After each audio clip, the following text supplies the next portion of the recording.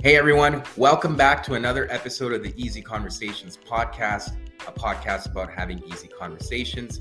I'm your host, Furkan Dandia. I'm excited to share the first episode of 2023 with you today, and I'm also honored to welcome Dr. Romi Ran in this week's episode. Dr. Ran is a British clinical psychologist, coach, and speaker. She has over 15 years of experience working with individuals across the age span looking to transform their lives. Dr. Ran's specializations include food, eating, and body image, well-being and conscious living, cultivating work and life satisfaction, relationships, parenting and family support, improving mental health, and Eastern meditative practices. She provides one-on-one sessions to clients from across the globe and conducts workshops, webinars, and retreats to some of the world's largest businesses, hotels, and wellness venues across the UK, Europe, and the Americas. Romi received her doctorate in clinical psychology from the University of Oxford in the UK. Before that, she worked as a research coordinator in the Department of Psychology at Harvard University, where she was involved in several research studies on self-harm and suicide. Romi has also devoted much of her time and interest to practicing Tibetan Buddhism. Her continual studies and meditative discipline both inform and enhances her professional work. She is especially interested in sharing the often unknown overlap between Eastern and psychological traditions and recognizes the need for both to ensure transformational growth. In this episode, Romi and I discuss eating disorders and the relationship people have with food. We also cover the mental health aspect of eating disorders and how people can improve their overall well-being through their relationship with food. Please find Dr. Ran on Instagram at Dr. Romi Ran or her website, www.drromiran.com. And if you could leave a 5-star review at the end of this episode, I would truly appreciate it.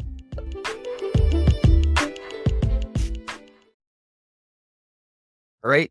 Dr. Romi, welcome to the Easy Conversations podcast. Thank you for joining me here this morning. I'm really excited for our conversation today. But before we get started, I want to give you an opportunity to introduce yourself, please. Thank you, Furkan. And firstly, just to say thank you so much for having me here today. I really value and enjoy your work, so it's a real pleasure to be able to join you today. So a little bit about myself. I trained as a clinical psychologist in the UK, and my clinical specialism, I guess, traditionally would have been called eating disorders, and that's predominantly what I've been doing. A little bit, probably 70% of my work has been focused on that.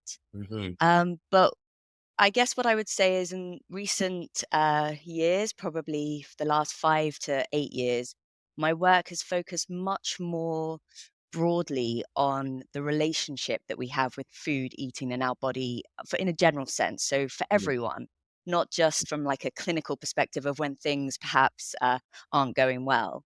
Mm-hmm. And my personal interest in it is really looking at how this relationship, how we relate to food and to eating and to our body can actually be a gateway into all aspects of our life. And when Mm-hmm. we really explore it, we can use it both as a means to inform us and to learn about ourselves, but certainly also as a way to transform and to work with food, eating, and our body, and use that as a tool to then transform all different areas of our life. Right. Yeah, for sure. Well, thank you for sharing that. And you're currently based in California, if I'm not mistaken. That's correct. Currently based in California, but I get this is the $1 million question. People always say, "Well, are you there for good?" And the answer is, who knows? I definitely moved around. We were living in Costa Rica for a little while, in Mexico. So my work is pretty global. I'm online predominantly only. So I'm always based in different places, but right now from California. Amazing, amazing. So you just like to be in the warm places, which is smart, considering That's where I correct. am. Um, but what drew you to eating disorders and specifically from the onset? Like, is there something that you were passionate about, and if you don't mind sharing, and why was that? Yeah, no, I'd be happy to share. And I think it's important to add in a sort of a very real kind of well, I think within the eating disorder world, what you find is that a lot of the professionals that go into this, they themselves have struggled with an eating disorder, and they have they have a sort of personal investment in it.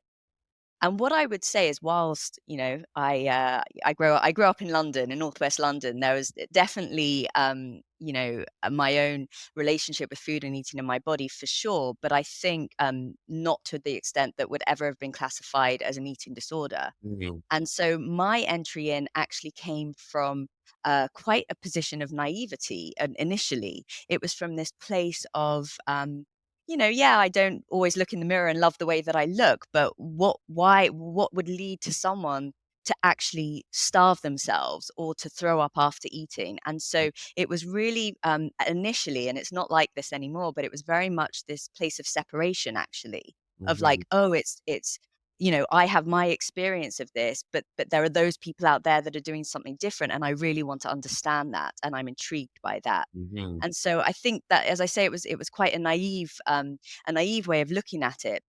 But that was kind of what got me interested, is sort of understanding the differences between the way that I related to it and how I was seeing other people relating to food eating in their body and the things Right. that they were doing as a result of that. Yeah, yeah, fair enough.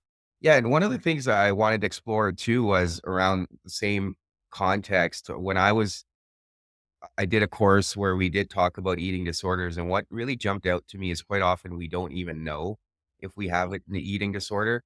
And the reason why I say that is personally too, as I was doing the research, I realized that, hey, maybe sometimes I binge eat too. And I really had to look inward and understand the circumstances when I would do that. And it made me realize my relationship with food. And Mhm. quite often we get caught in these cycles. I find personally that was my experience, and I could see that with other people too, is, you'll kind of be healthy and mindful of what you're eating, and then all of a sudden you have these moments where you're binging. So I thought that was pretty fascinating, and someone, I like to consider myself that I'm fairly aware of things that are happening in my life, but not having that level of awareness, I guess, was a little bit surprising. Absolutely. I mean, I'd love if that's okay to share what the defining what the moment, the changing moment for me really was. And there might be people out here that are listening and think that this really wasn't a big deal, but this absolutely just completely threw my entire life into a different course and way of thinking about things. And so, as I mentioned, I had this fascination with eating disorders and this separateness. And I had gone out to Boston. I was working at a lab in Harvard, actually doing research on suicide and self harm. And Mm, even then, the kind of angle that I took, I was most interested in how eating disorders could be used as a form of self-harm. Um, but it was still definitely from this place of separateness. And anyway, so I was walking back one day with she's one of my closest friends now, but she was a colleague of mine working in the lab. And we were walking through Harvard Square. And anyone who knows that, there's a few, but there's an ice cream shop there that is quite famous. And it's quite a cool evening. And I'm talking to my friend, and she says, "Oh, can we just stop for a minute? Do you mind? I really want to go in and get an ice cream." So I said, "Sure, no problem." So we walk in, and I remember it so clearly because I literally remember what she ordered. She ordered a raspberry and mint swirl ice cream, but she didn't get like a cone or like a small cup. She ordered like a big, like a tub, you yeah. know? So I thought that was kind of interesting. And we go out, so she gets her tub, she pays, we go out, and she takes the spoon, and right there and then she rips open the top, and she takes one huge mouthful of this ice cream, and, "Oh, yummy, this is so good," and then she takes another one, and then she puts the top back on and puts it away. And I'm watching all of this, and I think this is quite for me, this was quite strange. So I Yeah. sort of said, "Well, that's it? That's all you're gonna have?" And she said one sentence that, like I said, this changed the Yeah. course of my life, actually. She said, "Yeah, I just, I eat what I want and I stop when I've had enough." Mm, And it was in that moment that it was as if someone had held a mirror up to me, and like you described, not having that awareness, I was like, what do you, like, I had never even thought about, especially with ice cream, like, what does that mean when I've had enough? Mm, Surely there are rules around these things. And I mean, ice cream isn't really my thing, but chocolate bars, I would eat the chocolate bar, and when it was right. finished, I'd try not to eat any more of it. And if I did, then that would be bad. And if I resisted, that would be good. And so my whole construct around my relationship to food and eating, despite the fact that I've been working in and Mm, exploring this for some time, it was called into question because yeah. I started to realize, like, gosh, I'm really not looking at myself. Yeah, I might not have what would be classified as a diagnosis, and it might not be as extreme, but I have all these rules, and I have behaviors, and I have times when I think I'm being good and bad, and everything was just thrown into place from Mm, that one comment. And it really I mean, from then onwards, I basically, the next few years, this was before I did my doctorate, and the next few years was me in watching people eat and seeing how they explore food and eating and how they make those decisions. And yeah. that sort of kick-started everything. So but yes, absolutely not having that initial awareness, and then turning everything into that awareness of, like, wow, I really want to understand this. Yeah, yeah, no, thank you for sharing that, and I agree. That was kind of for me, it was like, "Oh, okay, maybe I need to explore this a bit more and understand what's going on. What are the reasons? When does this happen?" Right? You start kind of putting the patterns together. It's very important, I think at least, and interesting too. But what are some reasons people do have that struggle with food? And I think a lot of people have an interesting relationship with food, but what are some of the reasons that that happens? Yeah, I mean, it's a great question. I think everyone in the eating disorder world who really is researching and working with people, there's a generic understanding that ultimately it's really not about the food or the eating Right. or even the body image. Right. So we start from there, and I wouldn't want to sort of pigeonhole, an entire world of people into this one category, but I think most, the most underlying kind of rawness, the core beliefs that will be around shame and guilt and a lack of self-worth. And that's what it's all, I'm sort of just jumping straight to the end there. That's ultimately what it's going to come down to. That being said, I've worked with plenty of people where the presentation is purely coming out from a food eating, a disordered eating way. Mhm. That's not always the case. There's lots of comorbidity, so you can also see substance misuse and Right. relationship difficulties. But sometimes I do see it in quite I would say, a pure form.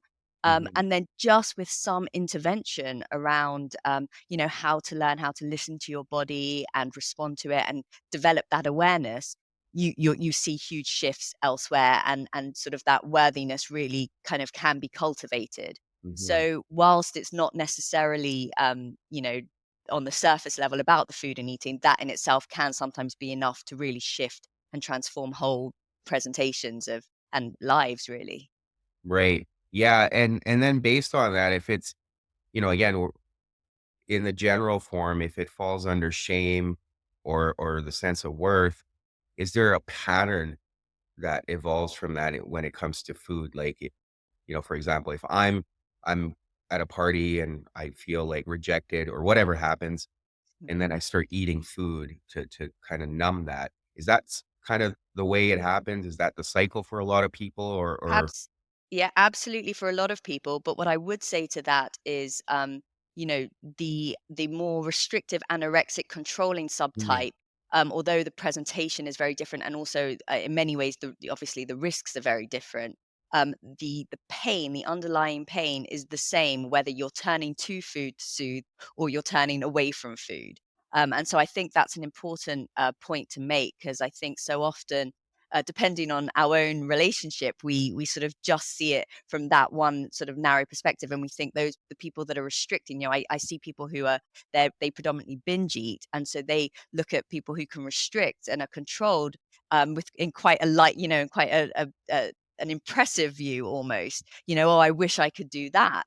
And ultimately, it's the same. Yes, it manifests differently, but the underlying mechanism, the shame, the pain, the suffering that is being experienced, um, you know, from an emotional perspective, is the same. It's just personality type and training and conditioning and everything else that would lead people to manifest it in different ways. Right, right. And I think to your point earlier, it's never enough, right? It's never enough because whether you're restricting yourself or you're overeating, you're creating that again cycle of shame just by looking at yourself in the mirror. I know that would happen to me.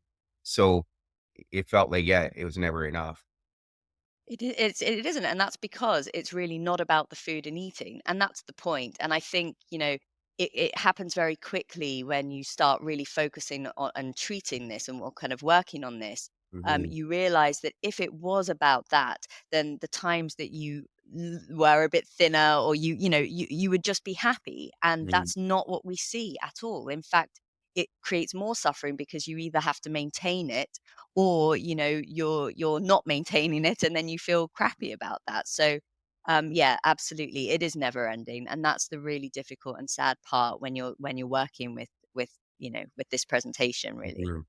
So what do you tell the clients that you work with when they're struggling with that whole body image aspect, or they have a challenging relationship with food? Obviously, to your point, it could be many things that are manifesting out in terms of how they're consuming food, or they're not consuming food. But yeah, what are you telling these people that are having that challenge and struggle to manage that?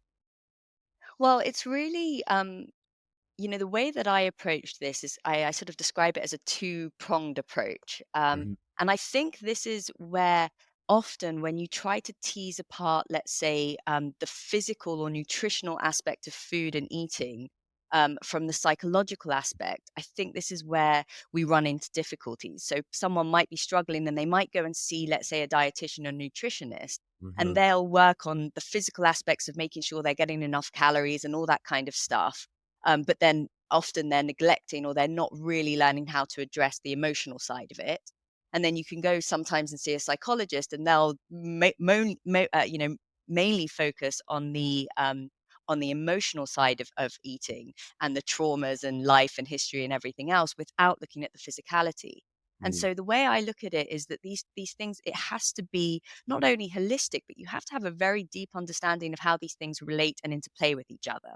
So the way that I work, I have to get to a point where I know the person that I'm working with is at least 70% of the time is nourishing themselves correctly. mhm. Because the problem is, and I'll give this is the example that I use. Sure.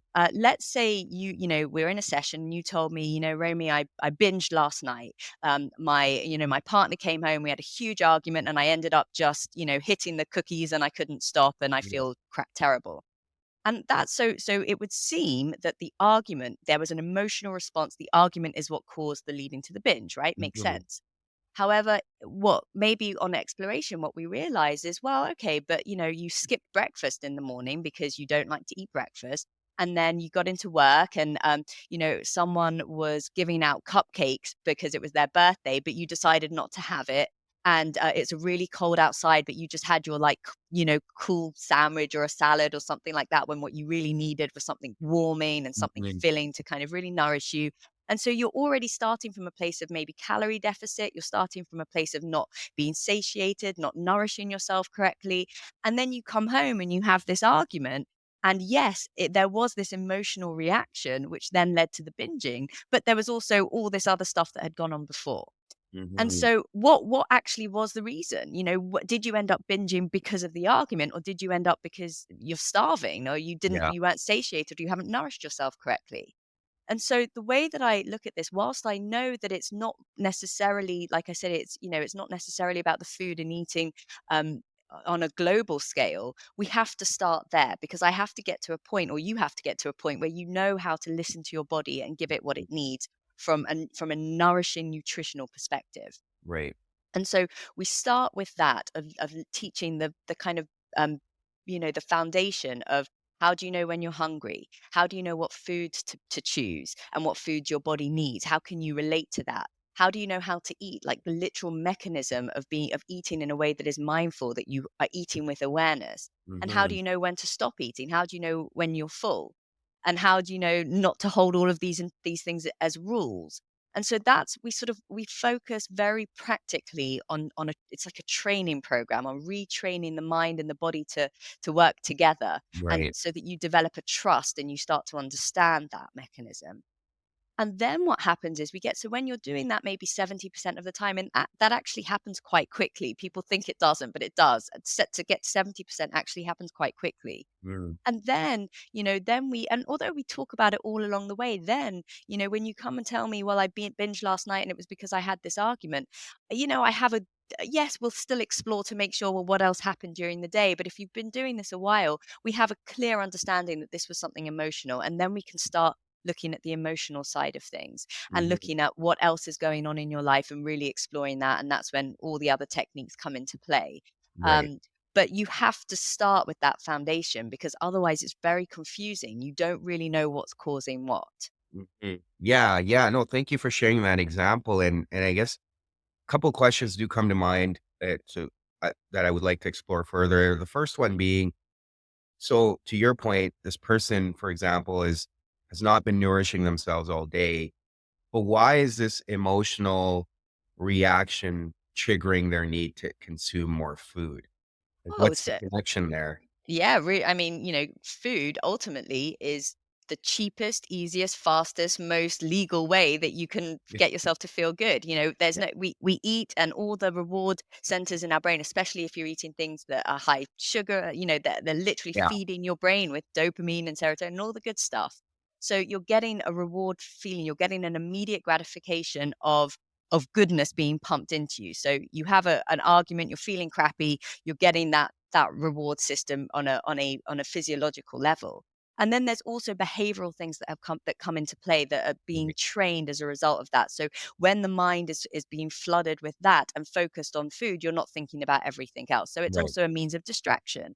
And so you're learning to use food to just completely numb out and distract yourself. right. And so that's the other big part of it.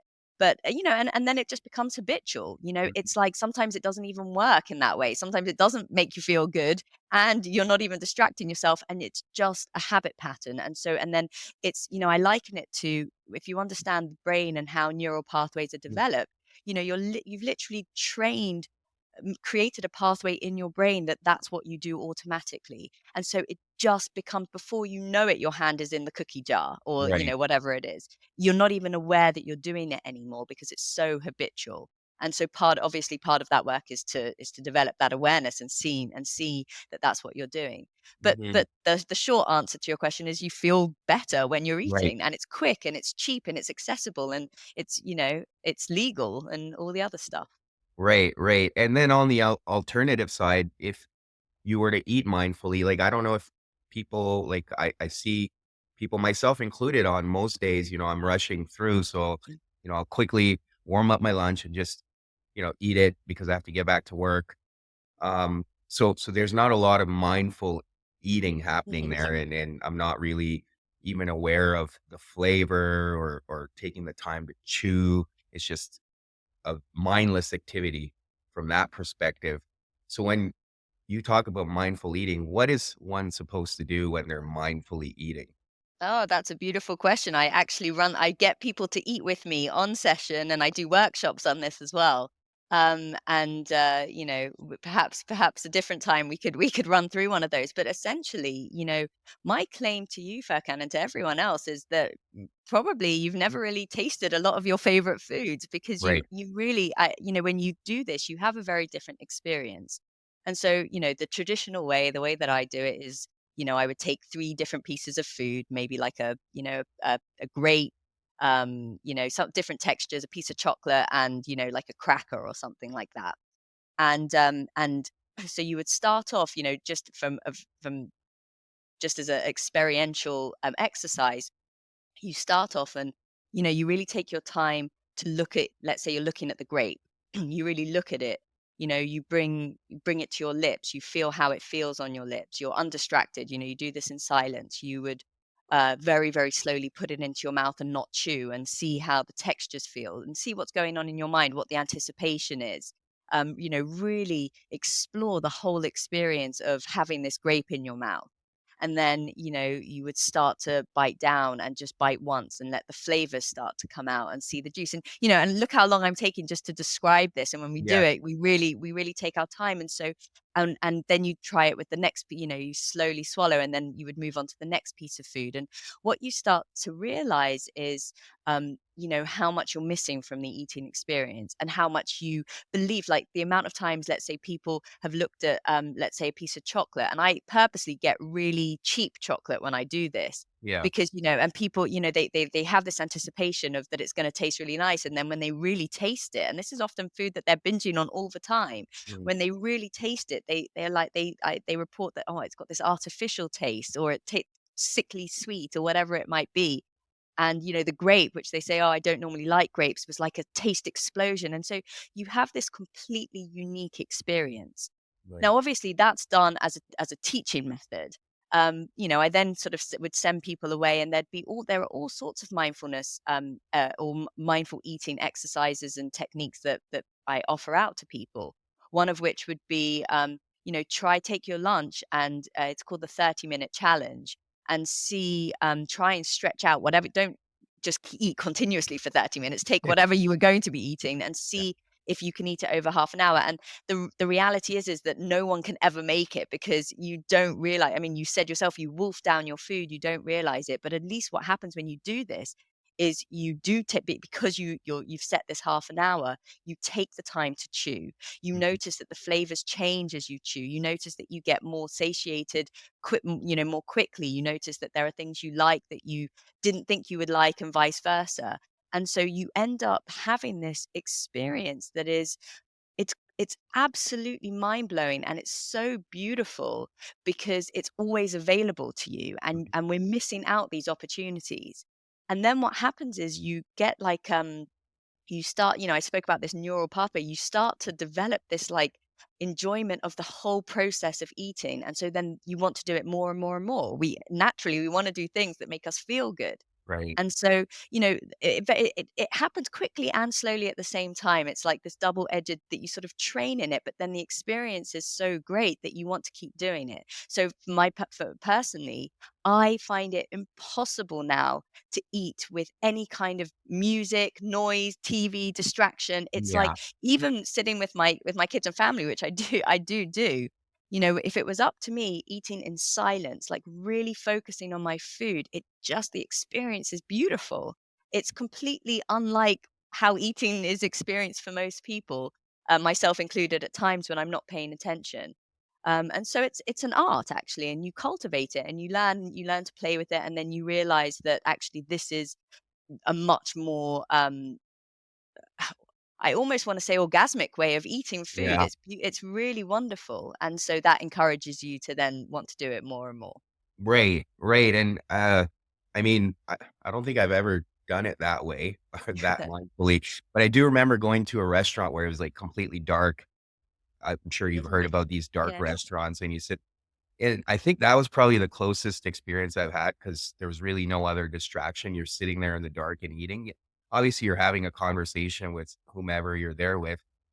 Yeah, it's interesting. And then you don't see your food either. So I find that you don't have this preconceived, I suppose, judgment or notion of what you're eating either, right? It's like a surprise in that sense. So it, Absolutely. Yeah. yeah, And of course, that gives a really different experience in its own right. I talk a lot about how, the way we see our food makes a difference, and I think it's useful to try it in both ways. I think it's useful to also appreciate, how food looks, especially if it's something that is beautifully presented, because then you see it as an art form, actually.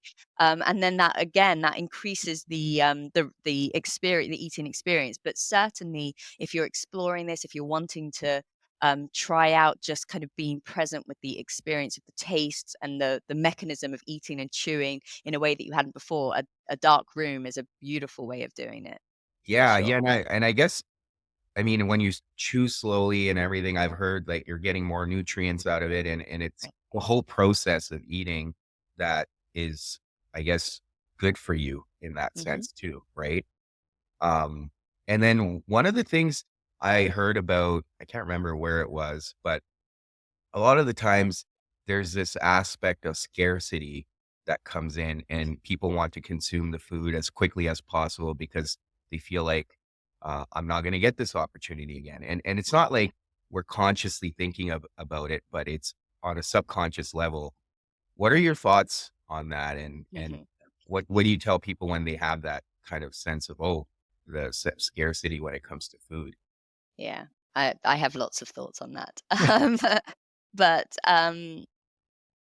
this is, one of the biggest issues with disordered eating, especially when there's been, yo-yo dieting, Mhm. and, or a history of diet behavior, diet mentality. Even if you're not a dieter yourself, you have that thought behavior. And, I think that the point to remember, so there, I have also worked with people, particularly from older generations where scarcity was actually a real issue. So maybe they grew Right. up in more times or in more environments and they didn't have access to food. And although ultimately the mechanisms are a little bit the same, what I'm referring to right now is the sort of general population where we have this idea, food is available Mhm. everywhere, but we have this idea of scarcity. And more often than not, that comes from it's sort of the underlying factors are our beliefs around food, particularly around good and bad. And so where you see it the most is if people have these rules of, I shouldn't be eating this. And so then when they do allow themselves to eat it, they end up overeating or binge eating on it, but it's more from a place of fear of like, I don't know when I'm going to get this again. Like, this is bad. I shouldn't be eating these French fries, and so now I'm going to eat as many as I possibly can. And or they have chocolate come in for the holidays, and then everyone, it's over, and now you want to eat it all up to get it finished. And that there's an element of that that comes into play. And so part of the work is really, when I spoke about the trust before, a big part of the work is on the eating what you want, allowing yourself to eat these foods at the beginning whenever you want them, Right. at any point. And there are certain methods we use. For example, we use, it's called stocking up, where you basically have so much of, let's say your big binge food is, I've had someone with peanut butter, Mhm. and so you would literally have 20 jars so that even in your biggest binge, there's no way you could physically get through all of those. You might try, but you wouldn't be able to. Right. And I've done this work, and people, they'll go through. They end up going through a lot of peanut butter. But what happens is in doing that, and if you trust the process, and you continuously just every time I feel like peanut butter, I'm going to have the peanut butter.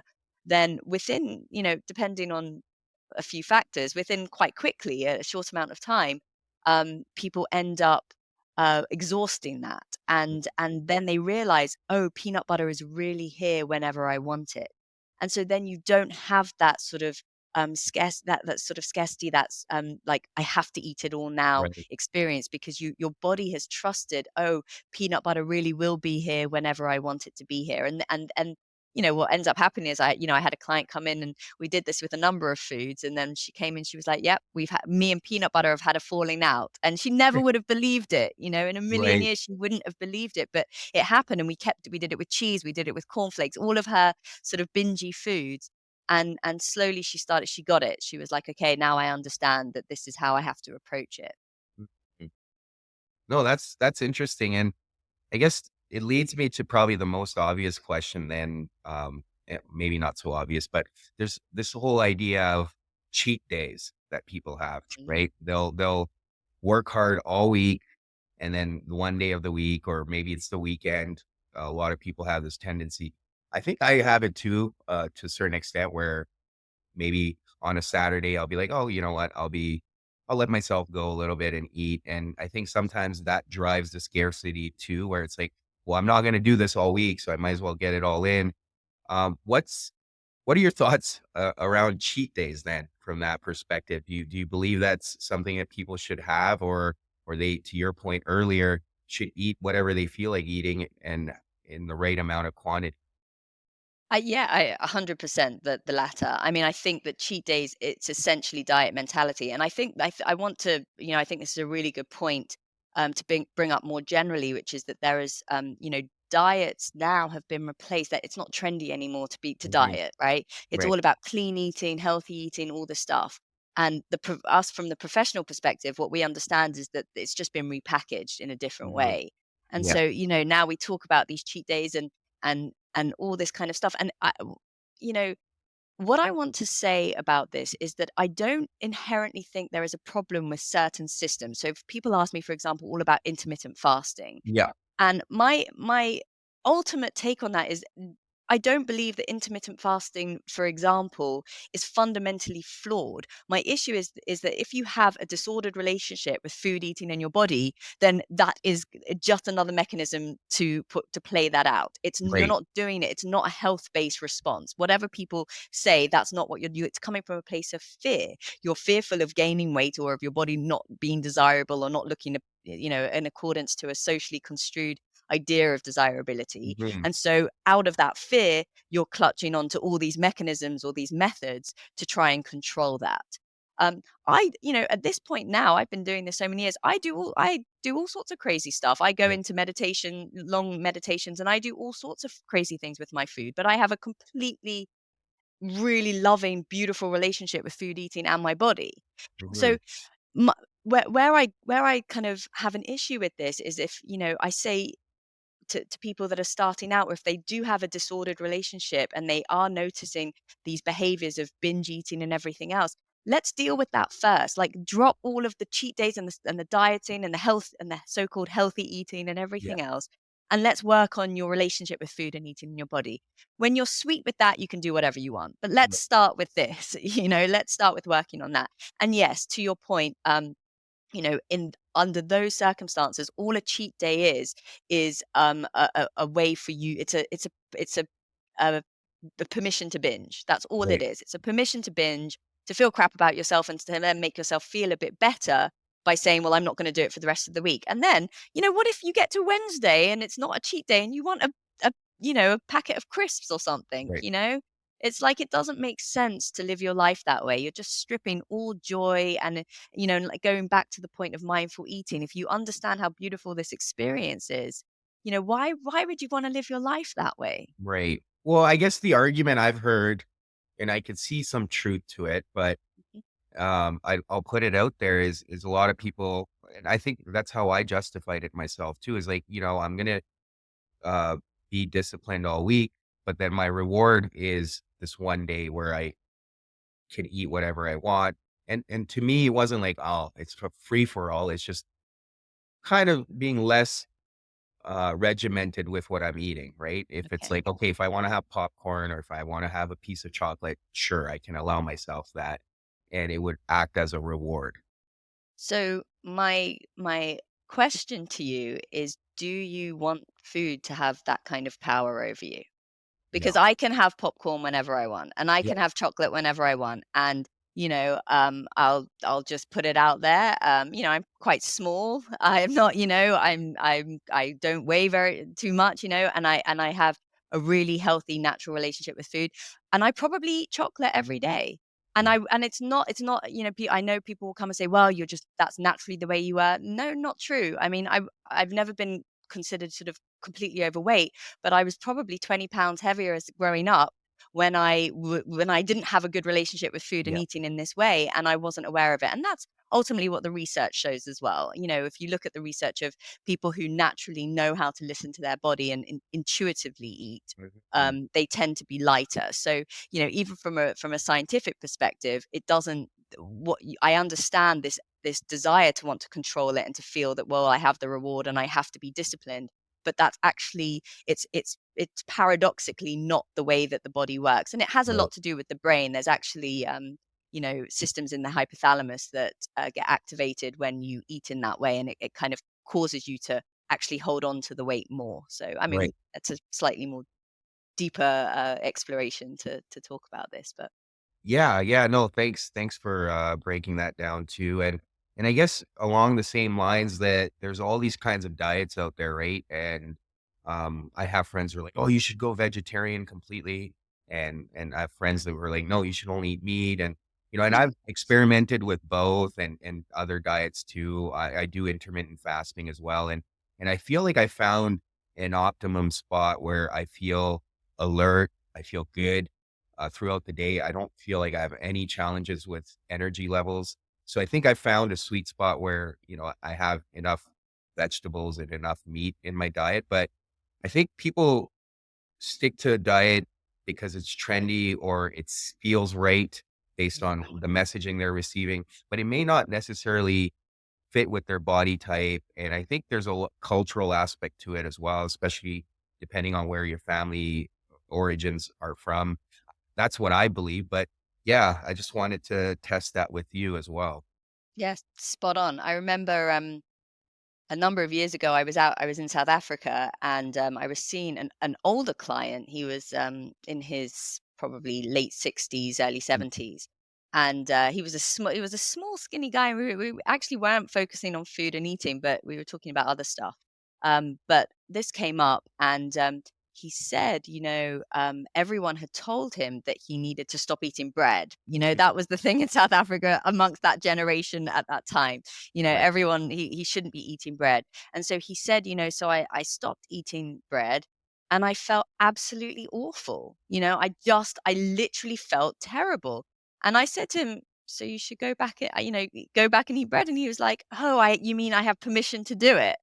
And I think this is the point. The way that I work is really all about empowering the people that I'm working with to understand that no one knows their body the way that they do. Right. And the analogy that I always give, and I'd really like to offer this out, it's like if I were to tell you, Furkan, there's this new approach, but you have to listen to me about when to go to the toilet, about what you have to do when you have to do what I tell you when I tell you to do it, and you're not allowed to do it outside of those times. I think you probably wouldn't go ahead with it, right? Probably not. No, probably not. Okay. Yeah. Now, and so when I ask you, but how do you know when you need to go to the toilet? What's your answer? Well, my body tells me. Okay, beautiful. So that's the same with food and eating. Yeah. And that's what I really want. If anyone, if people listening can take one thing, it's like empower yourself. No, it doesn't matter it works for a billion other people out there. If it doesn't work for you, don't keep doing it. It's Mm, one thing to experiment. I'm really all for experimenting mhm. and for trying out different things and for finding, as you say, finding your sweet spot.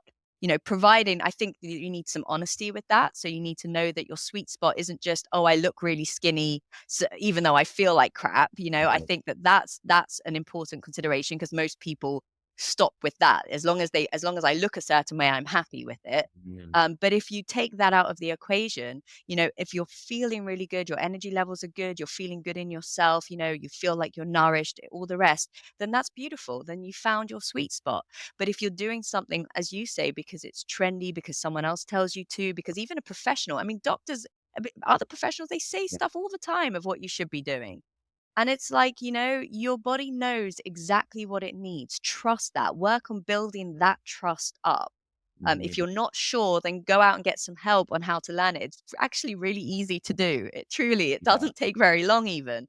Um, and you will build up that trust and you'll learn how to navigate and listen to your body in a way that feels really, really good. And then you won't ever, once you have that experience, you won't ever be blown by someone else's opinion again because you'll know what works for you. Right. And yeah, thank you for sharing that. I appreciate that. I agree with you. I think that's kind of the journey I've gone on. I've experimented and I still continue to experiment because if there's ways to improve things and make myself feel better, I'm all for finding those out. I don't limit myself to any one way. I think if a new idea comes forward or someone shares something, I'll be like, oh, let me try it out. And if it doesn't work, then I go back.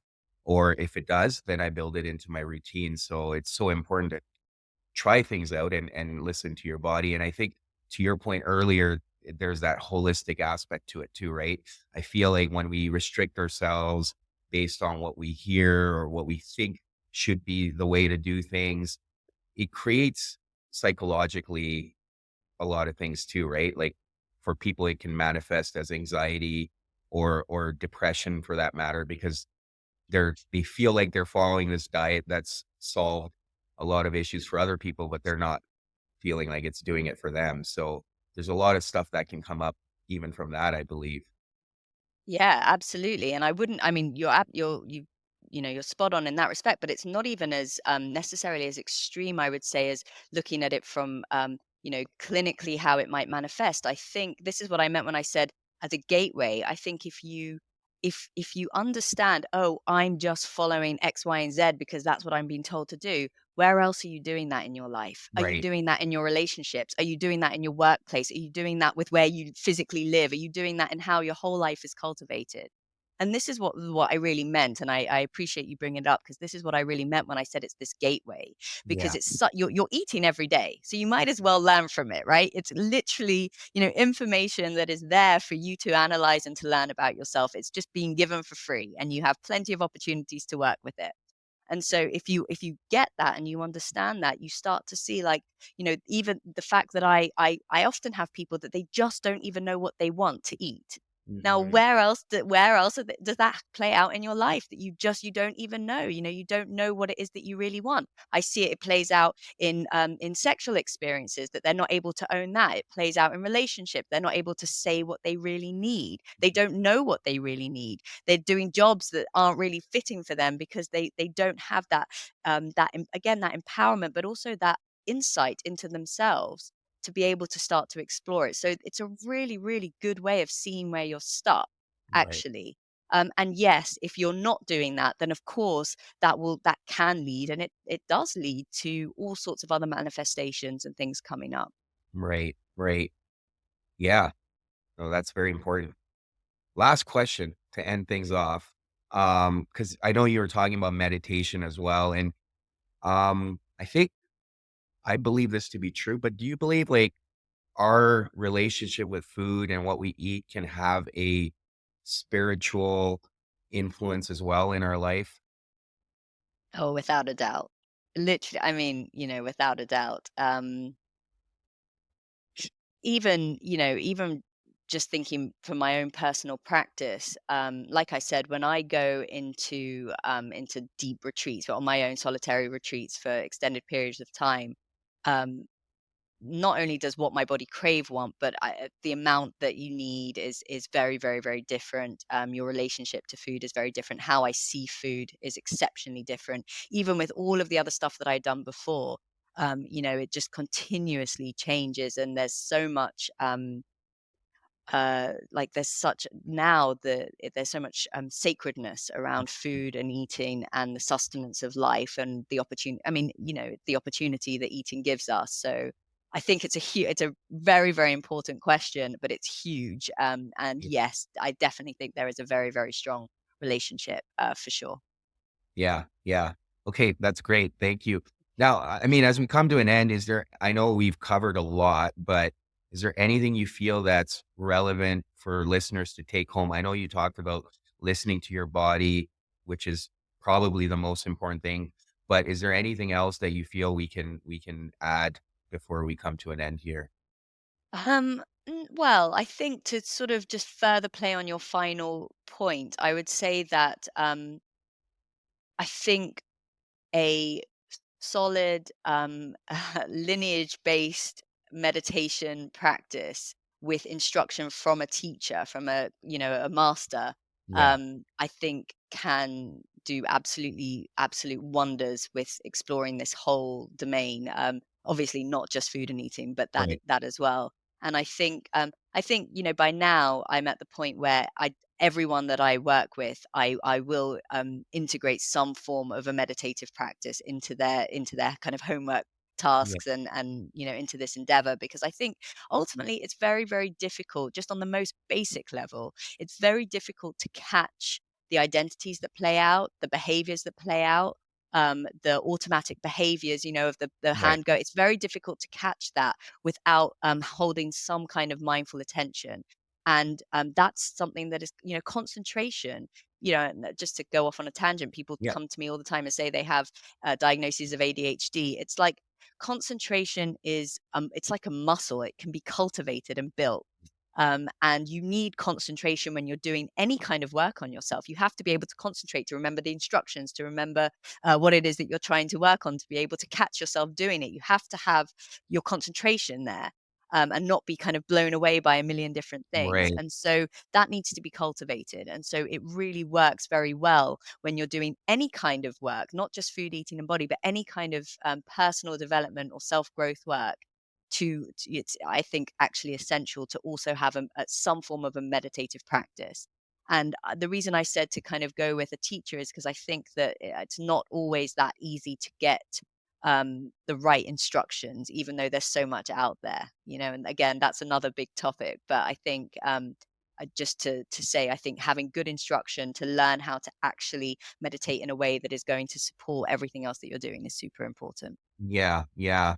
So I lied when I said last question. I do have Okay. you know, and this one should be a quick one, hopefully. Sure. Do you feel like we overconsume food in general, like in today's world? D- Yes, I do feel that we do.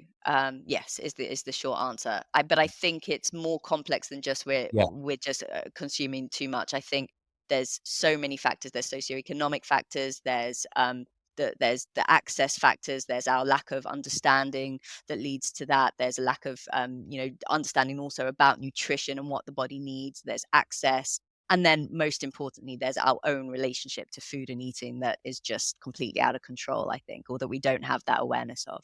yeah, yeah. I feel that too. But thank you. Thank you for doing this. Thank you Yeah. for coming on here. For listeners that do want to get a hold of you and learn more about the work you do, what are some ways they can do that? Yeah, you can go on my website. It's drromiran.com. So just doctor and Romi, my name, Romi, Ran, Ran. You can follow me on Instagram. My handle is at Dr. Romi Ran. Those are probably the main ways, and then all the other. Just Google my name and you'll get all the rest. But I would say if you want to, hear any more content, I'm putting snippets on Instagram often, and then my website kind of gives a deeper sort of explanation of who I am, what my experience, that sort of thing. Yeah, yeah, no, that's great. I'll put that in the show notes. Thank you again. I Thank feel you. like there's quite a bit we still could have covered, so maybe more to come. But I appreciate everything you shared, and I gained a lot from this. I hope I'm sure the listeners will as well. So thank you. Appreciate it. Thank you. Thank you so much, Verkan. Great to speak with you. Hey, thank you for checking out this episode with Dr. Ran. I really hope you got a lot out of it. As always, please leave a 5-star review or a comment in the comment section. I always love hearing from you. Until next week for the next episode.